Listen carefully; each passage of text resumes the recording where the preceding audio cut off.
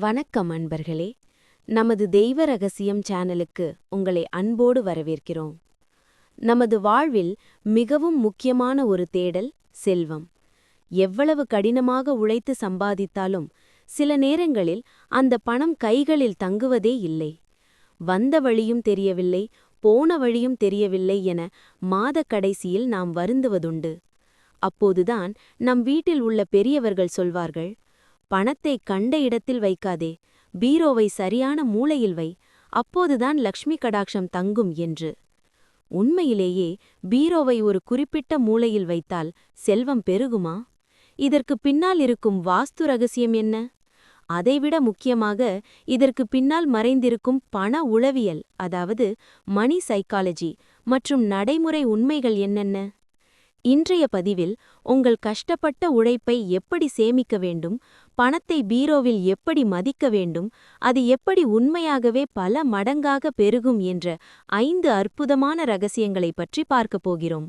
வீடியோவை முழுமையாக பாருங்கள். இது உங்கள் பொருளாதார நிலையை நிச்சயமாக மாற்றும். முதல் ரகசியம், நம் முன்னோர்கள் சொல்லும் குபேர மூலை.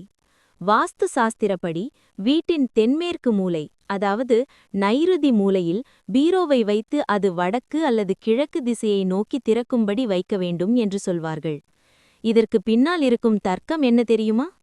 பழைய காலத்தில் வீட்டின் தென்மேற்கு மூலைதான் மிகவும் பாதுகாப்பான, மற்றவர்கள் அடிக்கடி புழங்காத இடமாக இருக்கும்.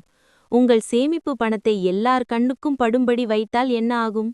ஒன்று திருடு போக வாய்ப்புள்ளது, இல்லையென்றால் பணத்தை பார்க்க பார்க்க நமக்கே அதை எடுத்து செலவு செய்ய தோன்றும்.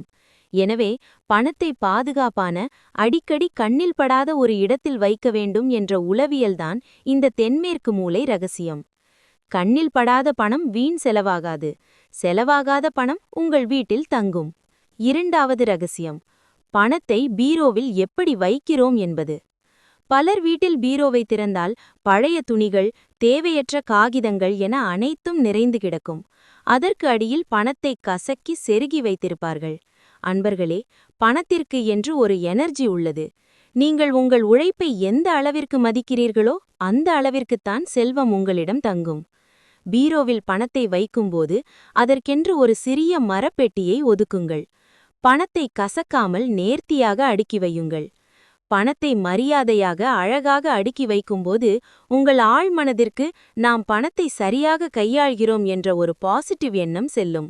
அடுத்த முறை தேவையற்ற செலவு செய்ய உங்கள் கை தானாகவே தயங்கும். மூன்றாவது ரகசியம், பாசிட்டிவ் எனர்ஜி. பீரோவுக்குள் பணத்தை வைக்கும்போது அங்கு ஒரு நல்ல தெய்வீக வாசனை இருக்கும்படி பார்த்து கொள்ளுங்கள். சிறிதளவு பச்சை கற்பூரம், ஏலக்காய் அல்லது ஒரு சிறிய துண்டு கஸ்தூரி மஞ்சள், இவற்றை ஒரு சிறிய மஞ்சள் துணியில் கட்டி அந்த லாக்கரில் வைக்கலாம். நீங்கள் பீரோவை திறந்து பணத்தை எடுக்கும்போதோ அல்லது சேமித்து வைக்கும்போதோ அந்த நறுமணம் உங்கள் மனதிற்கு ஒரு பெரிய அமைதியை கொடுக்கும். நம் வீட்டில் செழிப்பு உள்ளது என்ற உணர்வை உருவாக்கும். பதற்றமாக இருக்கும்போது பணத்தை எடுத்து செலவு செய்வதை விட மனம் அமைதியாக இருக்கும்போது நமது செலவுகள் மிகவும் கட்டுப்பாடாக இருக்கும் என்பதே உளவியல் உண்மை. நான்காவது ரகசியம், இதுதான் மிகவும் முக்கியமான நடைமுறை உண்மை. தயவு செய்து கூர்ந்து கவனியுங்கள். பீரோவை எந்த மூலையில் வைத்தாலும் சரி, பீரோவுக்குள் பணம் வைத்த பணம் தானாக பெருகவே பெருகாது.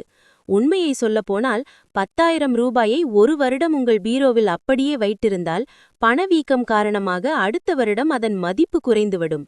அப்படியென்றால் பணம் எப்படி பெருகும்? பீரோவில் அவசர செலவுக்கு தேவையான பணத்தை மட்டும் வைத்துக் கொள்ளுங்கள். மீதமுள்ள பணத்தை வேலை செய்ய வையுங்கள். வங்கியில் ஒரு தொடர் வைப்பு நிதி தொடங்குங்கள், தபால் நாயத்தில் சேமியுங்கள் அல்லது பாதுகாப்பான திட்டங்களில் முதலீடு செய்யுங்கள். வாஸ்து பார்த்து பீரோவை வைப்பது மன நிம்மதிக்கு, ஆனால் அந்த பணத்தை சரியான இடத்தில் முதலீடு செய்வதுதான் உங்கள் வளமான எதிர்காலத்திற்கு. முதலீடு செய்யப்படும் பணமே புத்திசாலி பணம். ஐந்தாவது ரகசியம், பீரோவுக்கு பணம் எப்படி வர வேண்டும் என்பது. சம்பளம் வந்ததும் எல்லா செலவும் போக மீதி இருந்தால் சேமிக்கலாம் என நினைத்தால் கடைசி வரை சேமிக்கவே முடியாது. மாத வருமானம் வந்தவுடனே ஒரு விதியை பின்பற்றுங்கள். உங்கள் வருமானத்தில் 20% சம்பளம் வந்த அன்றே முதல் வேலையாக உங்கள் பீரோ லாக்கரிலோ அல்லது வங்கி சேமிப்பிலோ எடுத்து வைத்து விடுங்கள். மீதமுள்ள பணத்தில் மட்டுமே உங்கள் செலவுகளை திட்டமிடுங்கள். இந்த எளிய விதியை ஒரு 6 மாதம் பின்பற்றி பாருங்கள்.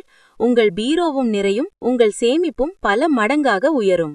அன்பர்களே, வாஸ்துவும் நம்பிக்கைகளும் நமக்கு ஒரு ஒழுக்கத்தை கற்றுத்தருகின்றன. ஆனால் அந்த ஒழுக்கத்துடன் உண்மையான உழைப்பையும் சரியான முதலீடையும் செய்யும்போதுதான் உங்கள் வீட்டில் லக்ஷ்மி கடாட்சம் நிரந்தரமாக தங்கும். நீங்கள் உங்கள் சேமிப்பை எந்த முறையில் தொடங்கப் போகிறீர்கள் என்பதை கமெண்டில் பகிர்ந்து கொள்ளுங்கள். இந்த பதிவு உங்களுக்கு பயனுள்ளதாக இருந்தால் லைக் செய்யுங்கள். உங்கள் உறவினர்களுக்கும் நண்பர்களுக்கும் ஷேர் செய்யுங்கள். மேலும் பல ஆன்மீகம் மற்றும் பயனுள்ள வாழ்க்கை ரகசியங்களை அறிந்து கொள்ள நமது தெய்வ ரகசியம் சேனலை சப்ஸ்கிரைப் செய்து கொள்ளுங்கள். வாழ்க வளமுடன். நன்றி. வணக்கம்.